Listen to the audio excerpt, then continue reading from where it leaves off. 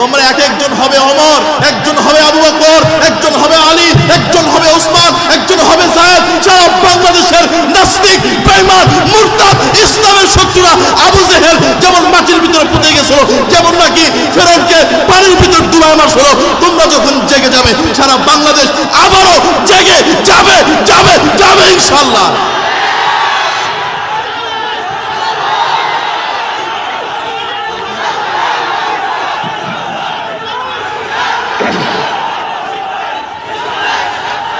প্রিয় ভাই, জানো তোমরা যুব সমাজ আজকে মোবাইলের ভিতরে সার্চ দাও কি আপকামিং মুভি, আপকামিং সিনেমা, নাটক, যত টিকটক হাবিজাবি অহেতুক কথা সার্চ দাও। তোমরা কোরআন নিয়ে গবেষণা করো।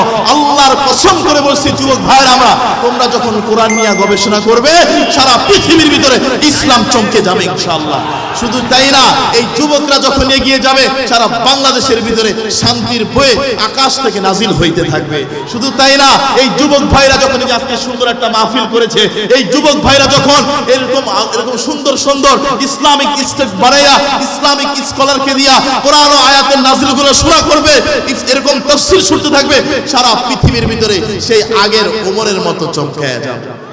তোমরা এক একজন হবে ওমর, একজন হবে আবু বকর, একজন হবে আলী, একজন হবে ওসমান, একজন হবে যায়েদ। সারা বাংলাদেশের নাস্তিক, বেঈমান, মুরতাদ, ইসলামের শত্রুরা আবু জেহেল যেমন মাটির ভিতরে পুঁতে গেছিল, যেমন নাকি ফেরাউনকে পানির ভিতর ডুবায় মারছিল, তোমরা যখন জেগে যাবে সারা বাংলাদেশ আবারও জেগে যাবে যাবে যাবে ইনশাআল্লাহ।